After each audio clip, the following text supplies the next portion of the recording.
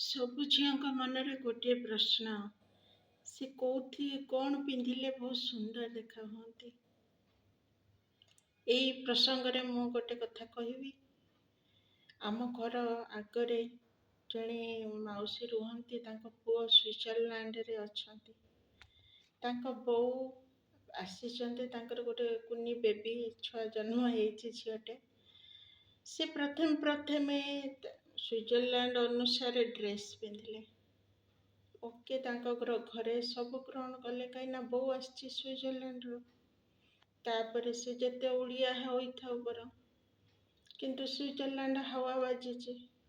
ତାପରେ ଧୀରେ ଧୀରେ ମାସେ ଖଣ୍ଡେ, ମୁଁ ଭାବୁଛି 5 ମାସ ଖଣ୍ଡେ ରହିବେ, କାହିଁକିନା ବେବିଟା ବଡ଼ ନହେଲା ପର୍ଯ୍ୟନ୍ତ ସେ ଯିବେନି। ତେଣୁ 1 ମାସ ପରେ ମୁଁ ତାକୁ ଝରକାରେ ଦେଖିଲି, ସେ ନାଇଟ୍ ପିନ୍ଧିବା ଆରମ୍ଭ କରିଦେଲେ। ଓକେ, ତାପରେ ଆଜି ଦେଖିଲି ସେ ଶାଢ଼ୀ ପିନ୍ଧିଛନ୍ତି, ଆଉ ବହୁତ ସୁନ୍ଦର ବି ଦେଖାଯାଉଛନ୍ତି। ଆପଣମାନେ କୁହନ୍ତୁ, ଆମେ ଓଡ଼ିଆ, ଆମ ଭାଷା ବଢ଼ିଆ, ଆମ ରନ୍ଧା ବଢ଼ିଆ, ଆମ ଚାଲିଚଳନ ବଢ଼ିଆ, ଆମ ସଂସ୍କୃତି ଜଗନ୍ନାଥ ସଂସ୍କୃତି। ଆମେ ଯଦି ଆମ ସଂସ୍କୃତିକୁ ସମ୍ମାନ ନ ଦିଅନ୍ତି, ପର ସଂସ୍କୃତିକୁ ଗ୍ରହଣ କରିନିଅନ୍ତି, ତେବେ ନା ଆମେ ନୀଳବର୍ଣ୍ଣ ଶୃଗାଳ ପରି ଦିନେ ନା ଦିନେ ସେ ରଙ୍ଗ ଉତୁରିବ। ତାପରେ ଗୋଟେ କଥା, ସଙ୍ଗର ରଙ୍ଗ ମଣିଷ ଉପରେ ଲାଗେ।